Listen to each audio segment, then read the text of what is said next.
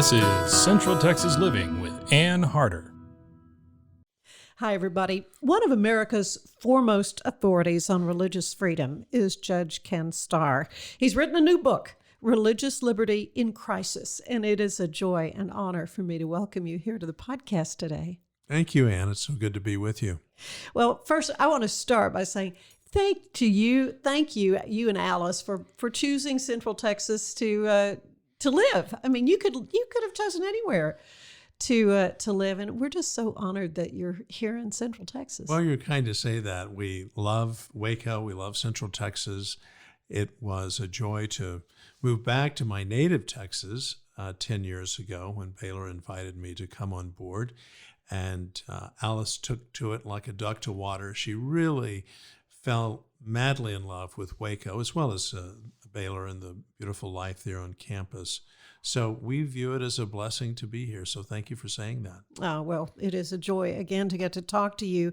The cause of religious freedom is not a new one for you. I mean, this is something, religious liberties really around the world, is something you've been concerned about, right?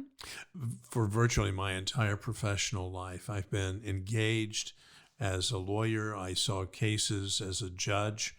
And since moving into higher education, and then even after leaving higher education, I've been very deeply involved and frankly increasingly concerned about the state of religious liberty in America. But thank you for saying around the world. I serve on a nonprofit group that worries about and tries to engage in promoting the idea of human freedom and human dignity around the world. And I hate to say it, but it's getting worse. Things we should be making progress, we're not around the world. And there are lots of tensions here at home, as we've seen in recent years. And again, I think I don't think this is an exaggeration. Religious freedom is now in crisis. And that's what you focus on in your book, and it's a very readable book. I mean, you do talk a lot about case law and things that have happened, cases that have gone before the Supreme Court that have been crucial to ensuring our right to worship as we wish. We should give thanks for the first 16 words in the First Amendment, our first freedom. Yeah. Right? Before you get to freedom of speech and freedom of the press and the peaceably assemble and petitioning the government to redress grievances. And do we have a number of those? A lot of people do have grievances. Before you get to those, you have those 16 words. Congress shall make no law respecting an establishment of religion or prohibiting the free exercise thereof. Very few people should be worried, I don't think anyone should be, about a state or a community, quote, establishing a religion. We're now the Church of Texas. Nobody's going to suggest that. It's so removed from our culture and our constitutional traditions. But I think we do need to increasingly worry about the free exercise of religion in light of, and I'll just be blunt, the growth of an aggressive secularist worldview. Have your own worldview. It's a free country. Think whatever you think and almost act without hurting someone else, however you want to act. But please don't interfere with the free exercise of religion, which includes freedom of conscience. And that's what we're seeing. Attacks on people of conscience on issues that are very difficult, very sensitive. People get really riled up about it. We've even seen confirmation hearings of late raising some of these very sensitive issues. But here's the very good news in my book. The Supreme Court of the United States, not by 5-4 margins, by overwhelming margins and frequently unanimous, opts for religious liberty. And as well they should, because they're not elected. They are our oracles to read the Constitution. And in reading the Constitution, almost always the Supreme Court of the United States, including now, rules on the side of religious liberty, of religious institutions and religious individuals. Well, you talk about in your book something that's very concerning to me, and that is this cancel culture. I mean, that's a term I'd never even heard about till not too many months ago, honestly. But man, are we seeing it happen. And it's And it's frightening. It's not enough just, I've got my opinion, you have your opinion. You need to be destroyed. You don't even get to live. I mean, it's scary. You don't get to have a job. It's that kind of, I don't know, radical thought that's frightening. We should be deeply concerned, and I don't mind using hyperbole to say that the cancel culture is a clear and present danger to America's culture of freedom. And so much of the culture is going along with cancel culture. And I don't need to start enumerating, but I describe in the book a couple of incidents that everybody can look back on and say, really?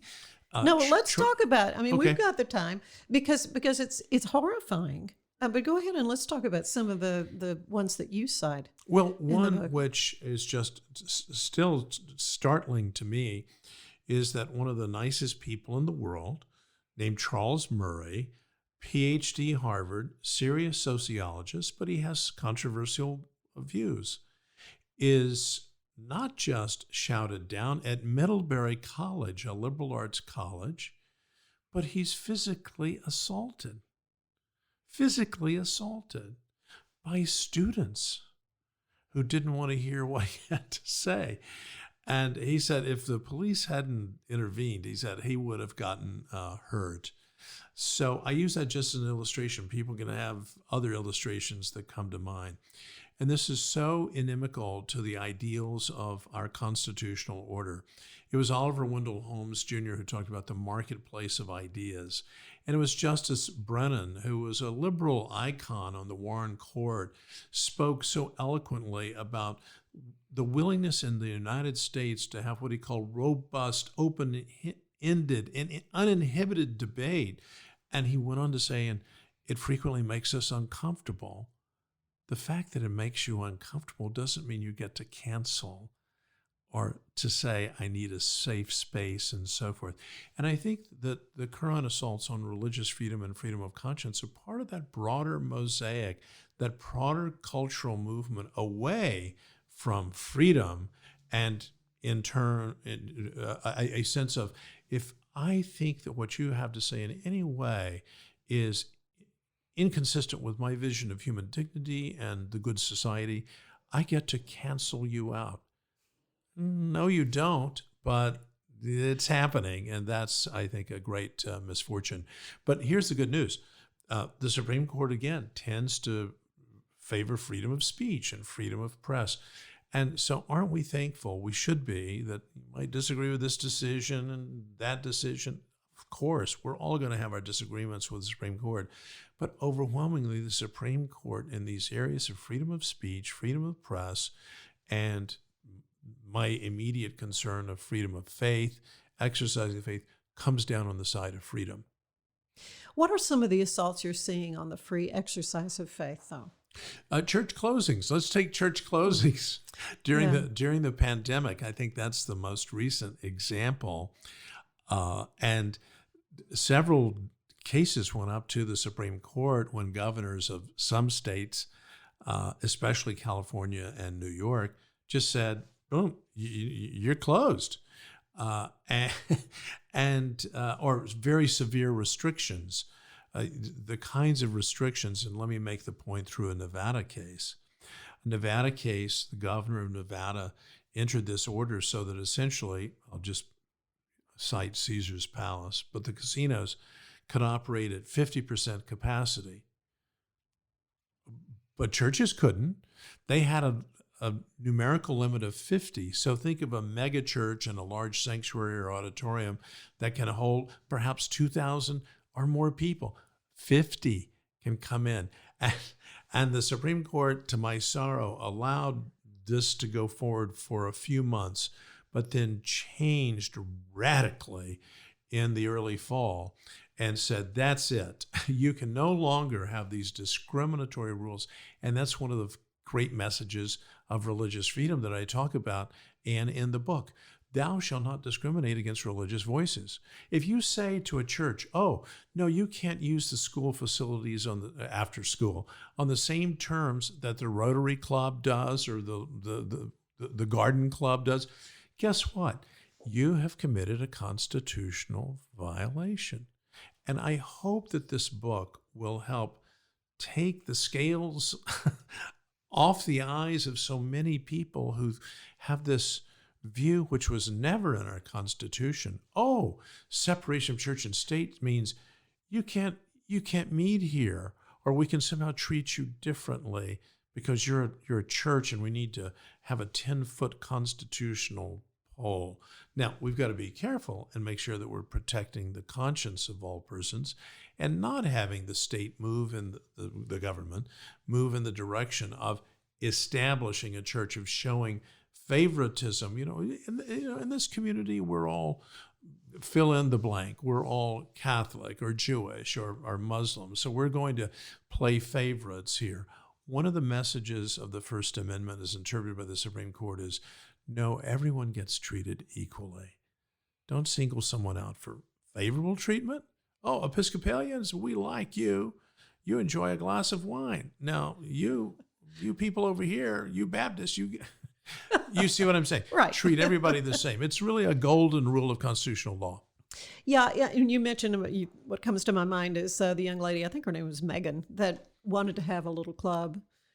After school hours, though, use one of the rooms, I guess, in the school. And it was like, no way, you can't do that. And she was inviting all faiths to come to this Bible study, I presume. And that was one of my formative experiences, because her name was Bridget Mergens. Oh, was it Bridget? Yeah, I knew there was an M. But Mergens, Megan is Mergens. Mergens. Yeah. Okay, that's where it is. Bridget was a public high school student. She goes to this public high school as a sophomore. It's a very large, mega school.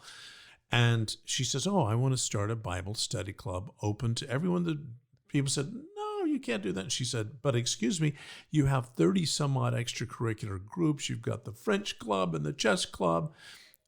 And you've got the Dungeons and Dragons Club, or Dragons and Dungeons. And the school said, oh, no, separation of church and state. Totally wrong. So I ended up arguing that case in the Supreme Court, which ruled 8-1 in favor of Bridget. And the one justice who didn't, on the equality principle, said, when Congress stepped in to pass this thing called the Equal Access Act, that's so intrusive into the federalism values of local control of schools, it was not a very, I thought, well-reasoned opinion. But here's the point, 8-1. So the most liberal or progressive members of the court said, come on, school, equal protection. And Congress had spoken to this almost unanimously and said, school districts, and by the way, it came out of Lubbock. The Lubbock ACLU tried to keep one of these clubs out of a Lubbock high school. Yeah. And the Supreme Court didn't take the case for whatever reason.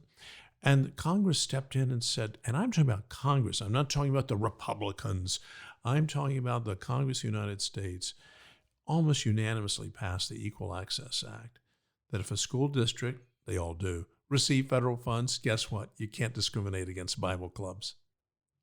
Excellent. Well, and that's pretty good. Simple.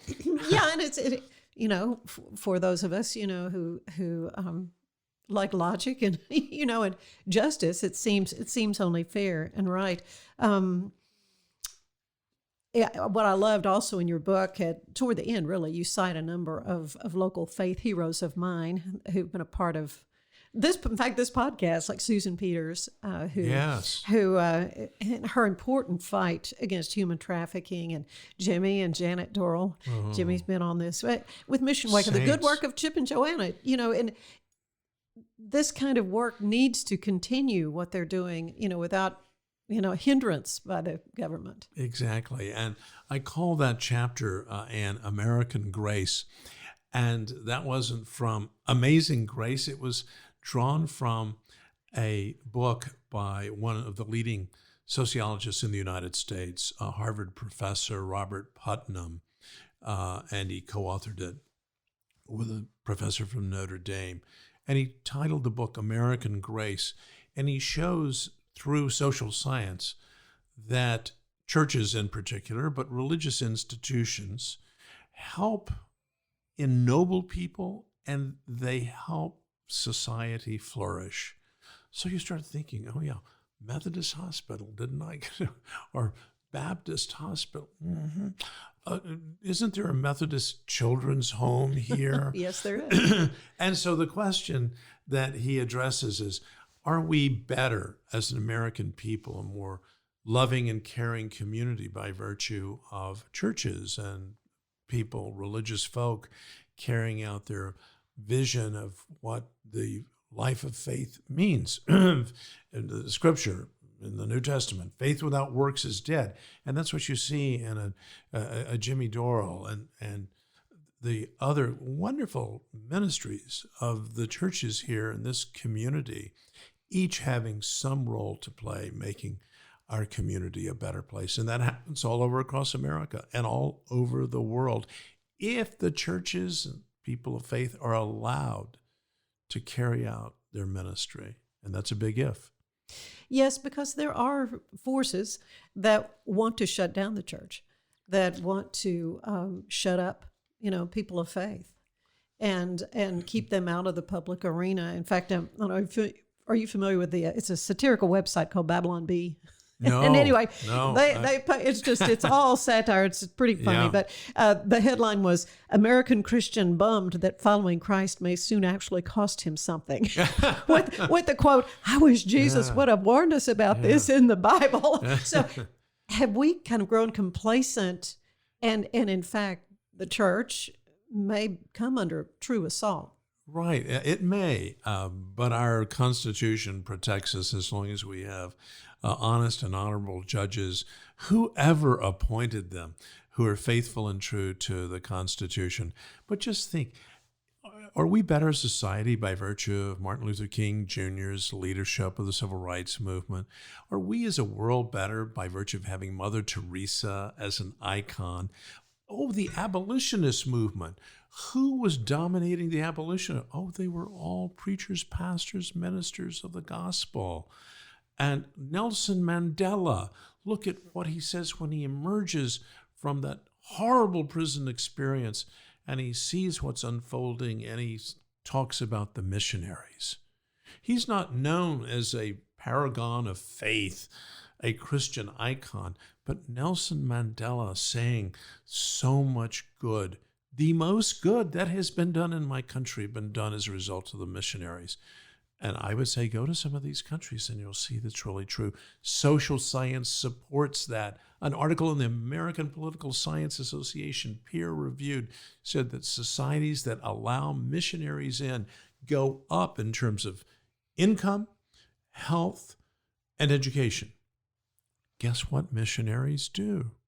Albert Schweitzer gives up his philosophy role and his leading musician status in Europe, the world's living expert on Johann Sebastian Bach and a renowned organist himself. He feels as a Christian he's called to go to medical school and become a medical missionary to Africa. It wasn't just, I believe in humanity and human dignity. It was, I've got to go serve. Serve, yes. I've got to go serve. Now, obviously, someone can have a secular viewpoint and have that, but come on, look at who is out there hustling and making the world a little bit better. It's Jimmy and Janet Durrell, right? It's Martin Luther King Jr. It's Mother Teresa. It's Susan Peters and so laying forth. down their lives really So to help. Yeah. You can say, I disagree with their faith vision. How can they believe all this? Fine, that's your view. Welcome to a free country. Please allow them to act. Don't try to oppress them. Don't try to repress their voice. Allow freedom to flourish.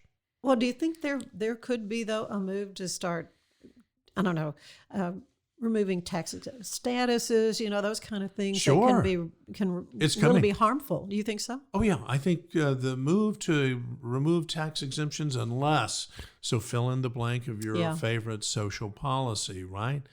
And I don't even want to imagine what those might be.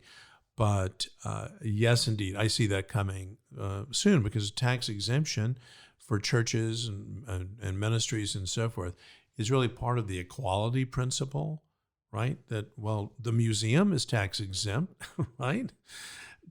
So is this park, which that's tax exempt.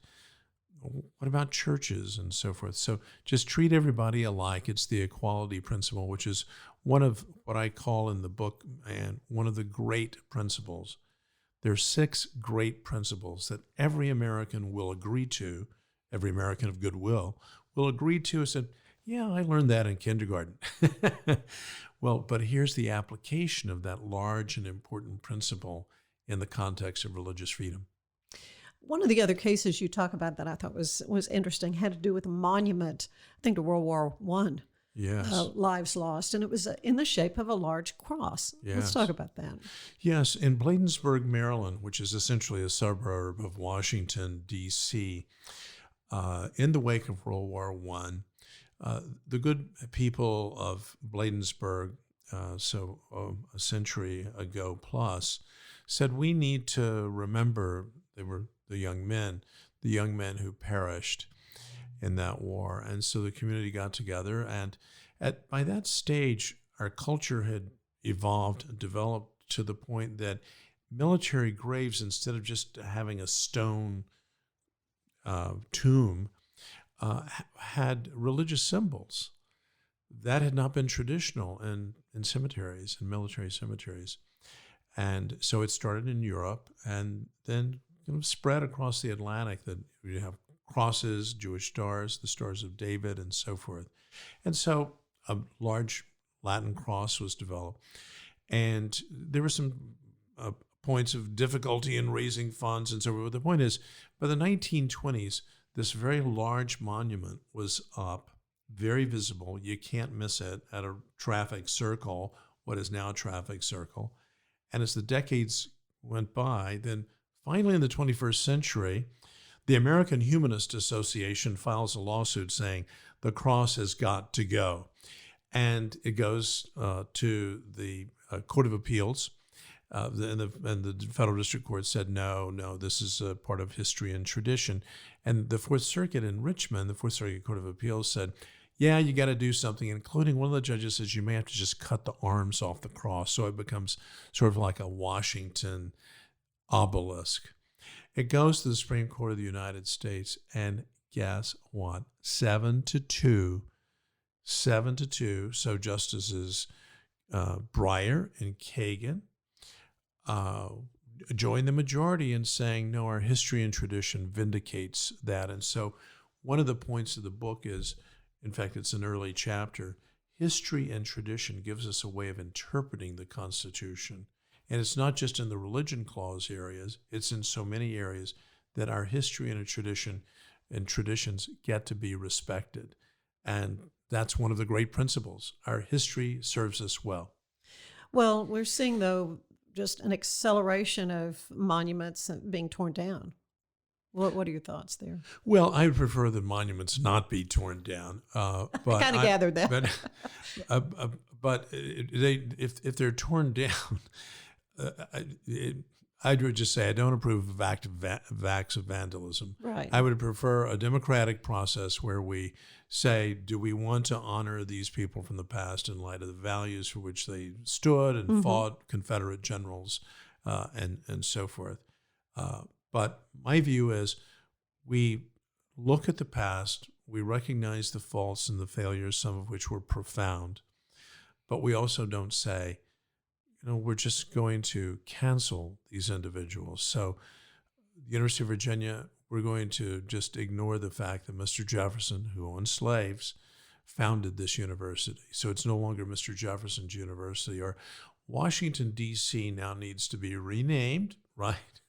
So, and obviously, the vast majority of the American people will not countenance turning our backs on recognizing their faults and profound failures for supporting a culture, an economic system of slavery, and say, we're just going to cancel out General Washington.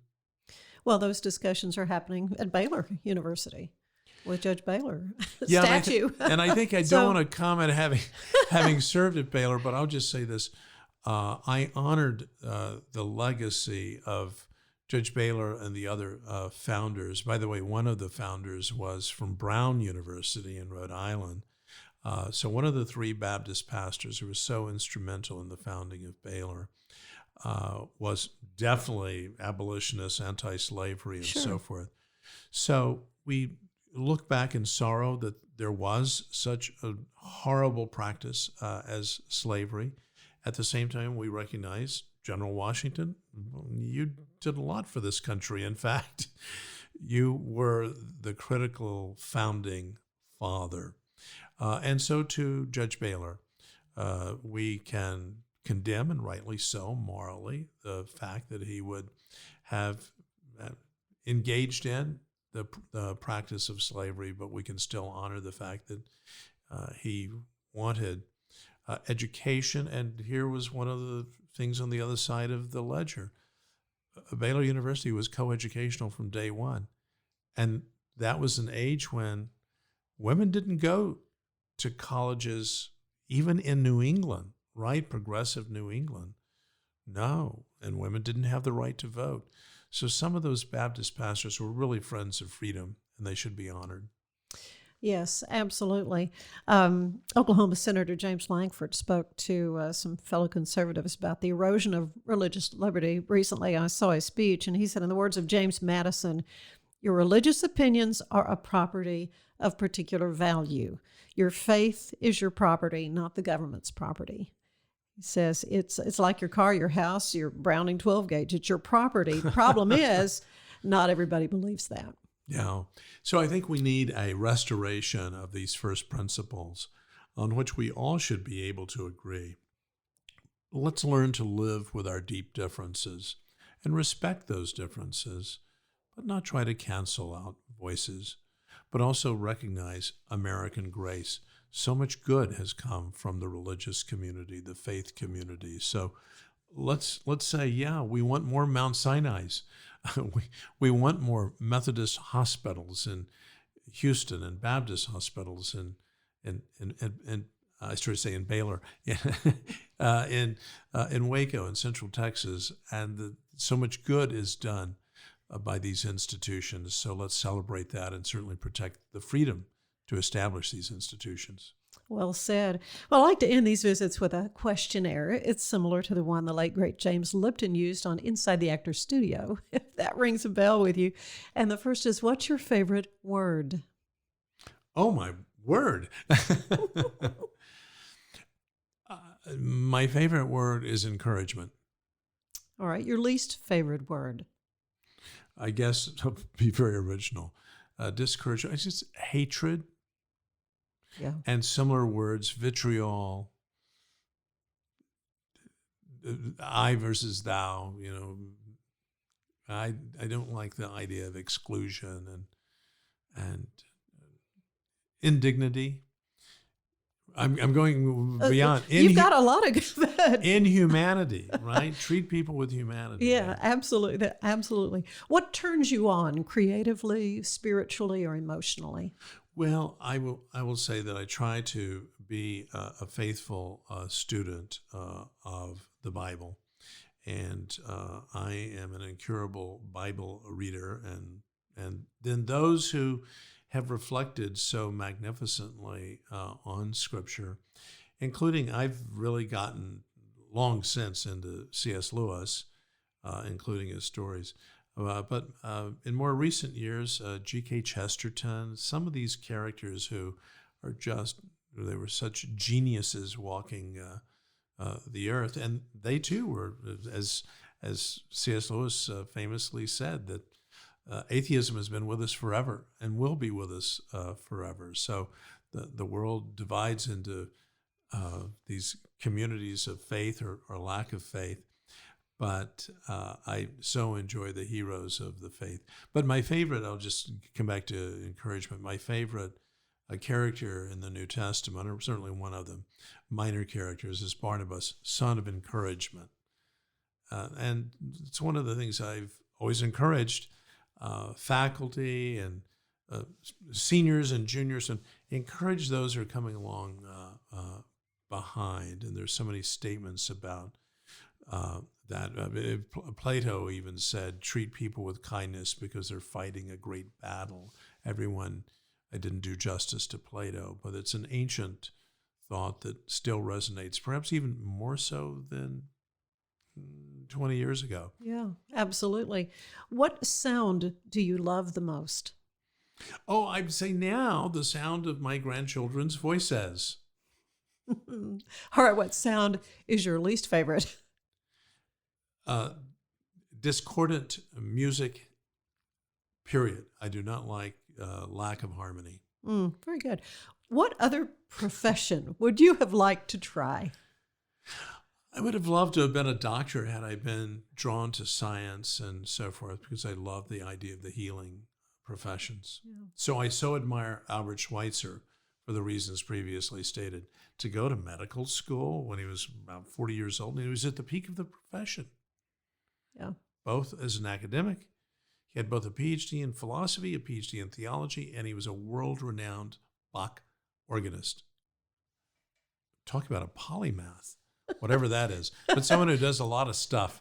Well, he did it well. He did it well. What profession do you know you would not want to do? Anything that requires really hard outdoor labor in the cold. Okay. But I love being out of doors. Yeah. Yeah. Yeah.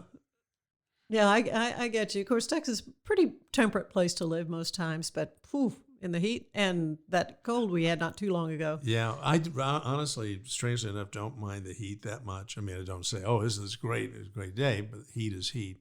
But cold, yeah, not good, especially what we suffered through. And oh, yes, that's a topic that you'll probably be hitting in this podcast at some juncture. Well, finally, what do you want to hear God say to you when you enter the pearly gates? Good and faithful servant. You fell down a lot, but you tried to pick yourself up. And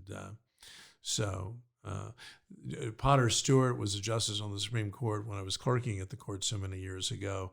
And when he was asked, what do you want on his tombstone? He's a very elegant guy, Yale College, editor of the Yale Daily News, Yale Law School, a very elegant lawyer in Cincinnati, Ohio, and a judge and then a justice appointed by Eisenhower. So a long time ago. He said, a good judge.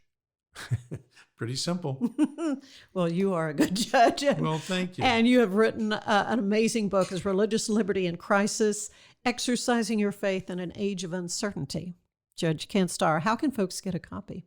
They can pre-order wherever books are sold, obviously online, and then it will be in bookstores everywhere, I hope, in April. The publication date is April 13, but by all means, get your pre-order in on wherever you choose to order online.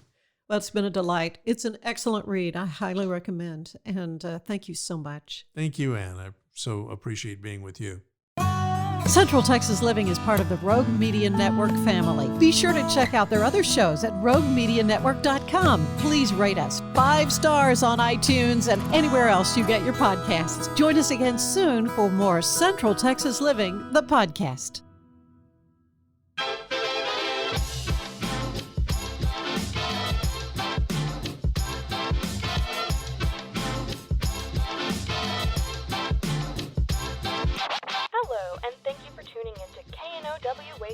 I am your host, Debbie, here to help you get in the know about Waco. So you may be asking yourself, why am I here? I'm here to be your tour guide through Waco. I'm here to tell you all the goings-on in and around Waco. I'm going to give you the 411 on what's happening, what's going on, and what events you should go to. This is your host, Debbie, signing off. Now that you know, go. Just go, Waco. Are going on a run. Are you building a new business while managing a family? Are you tired of trying to balance home and work and everything seems to be coming up short? Then there's a podcast made just for you. Baking Your Business from Scratch is where we create the perfect recipe for building a successful business while managing your home and family with love. Come join us and see for yourself.